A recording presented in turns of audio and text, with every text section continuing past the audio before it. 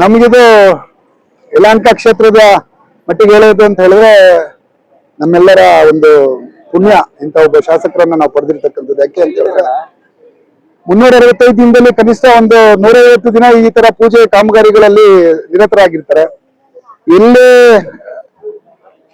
ಕೆಲಸ ಮಾಡ್ಬೇಕಂತ ಸಾರ್ವಜನಿಕರು ಕೇಳಿದ ತಕ್ಷಣ ಅವರ ಒಂದು ಕರೆಗೆ ಹೋಗ್ಬಿಟ್ಟು ಆ ಕೆಲಸನ ತ್ವರಿತವಾಗಿ ಮಾಡಿಕೊಡೋದ್ರಲ್ಲಿ ನಮ್ಮ MLA ಅವರು ಬಹಳ ಸಿದ್ಧಹಸ್ತರು.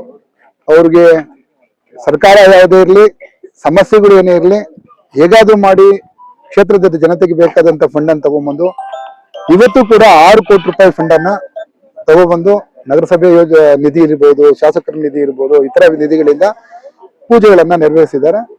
ಇನ್ನೂ ಒಂದಷ್ಟು ಕಾರ್ಯಕ್ರಮಗಳನ್ನ ಮುಂದಿನ ಹಂತದಲ್ಲಿ ಮುಂದಿನ ವಾರ ಅಥವಾ ಮುಂದಿನ ತಿಂಗಳಲ್ಲಿ ಮಾಡ್ತಾರೆ.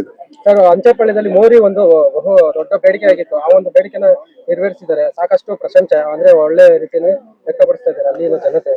ಸೊ ಈಗ ಅದು BBMP ತೋಟದ ಗುಡ್ಡದಲ್ಲಿನಲ್ಲಿ ಏನಪ್ಪಾ ಅಂತ ಹೇಳಿದ್ರೆ BBMP ಇಂದ ಬರ್ತಕ್ಕಂತ ಅಂದ್ರೆ ದಾಸಹಳ್ಳಿ ಭಾಗದಿಂದ ಬರ್ತಕ್ಕಂತ ನೀರು ಕೂಡ ತೋಟದ ಗುಡ್ಡದಲ್ಲಿ ರಾಜಗಾಲುವೆ ಮೂಲಕ ಹರಿದು ಅದು ಡೊಂಬ್ರಲ್ಲಿ ಹೋಗಿ ಅಲ್ಲಿಂದ ಅರ್ಕಾವತಿ ನದಿಯನ್ನ ಸೇರ್ತಾ ಇತ್ತು. ವಿಶೇಷವಾಗಿ ಅತಿ ಹೆಚ್ಚು ಡೆವಲಪ್ಮೆಂಟ್ ಆಗಿರ್ತಕ್ಕಂಥ ತೋಟದ ಗುಡ್ಡದಲ್ಲಿ ನೀರಿನ ಹರಿವು ಜಾಸ್ತಿಯಾಗಿ ಅದು ಏನ್ ಮನೆಗಳಿಗೆ ನುಗ್ತಾ ಇತ್ತು. ಅದನ್ನ ಮನಗಂಡಂತ ಶಾಸಕರು ಕೂಡಲೇ ಅದಕ್ಕೆ ಅನುದಾನವನ್ನು ಬಿಡುಗಡೆ ಮಾಡಿ ನಗರಸಭೆಯಿಂದ 1 ಕೋಟಿ ವೆಚ್ಚದಲ್ಲಿ ಈಗ ತಡೆಗೋಡೆ ನಿರ್ಮಾಣವನ್ನ ಮಾಡ್ತಾ ಇದ್ದಾರೆ. ಅದರಿಂದ ಅಲ್ಲಿ ಏನು ನೀರು ಹೆಚ್ಚುವರಿಯಾಗಿ ಹರಿದು ಬಡಾವಣೆಗಳಿಗೆ ನೀರು ನುಗ್ತಿತ್ತು, ಆ ಸಮಸ್ಯೆ ಇಲ್ಲದಂತೆ ಮಾಡ್ಲಿಕ್ಕೋಸ್ಕರ ಕ್ರಮ ತೆಗೆದುಕೊಂಡಿದ್ದಾರೆ. ಅದಕ್ಕಾಗಿ ಅಲ್ಲಿನ ಸಾರ್ವಜನಿಕರು ಇರ್ಬೋದು ಮತ್ತೆ ವಿಚಾರವಾದಿಗಳು ಬಹಳ ಪ್ರಶಂಸೆ ಮಾಡಿದ್ದಾರೆ. ಆ ರೀತಿ ಯಾವುದೇ ಕೆಲಸ ಮಾಡ್ತಕ್ಕಂತ ಶಾಸಕರಿಗಾಗ್ಲಿ ರಾಜಕಾರಣಿಗಳಿಗಾಗ್ಲಿ ಜನಗಳ ಸ್ಪಂದನೆ ಸಿಕ್ಕಿದ್ರೆ ಮತ್ತಷ್ಟು ಕೆಲಸ ಮಾಡ್ಲಿಕ್ಕೆ ಇನ್ನಷ್ಟು ಅವರ ಅಭಿಪ್ರಾಯವನ್ನ ಅವ್ರು ವ್ಯಕ್ತಪಡಿಸ್ತಾ ಇದ್ದಾರೆ. ಅದಕ್ಕೆ ಸಂತೋಷ.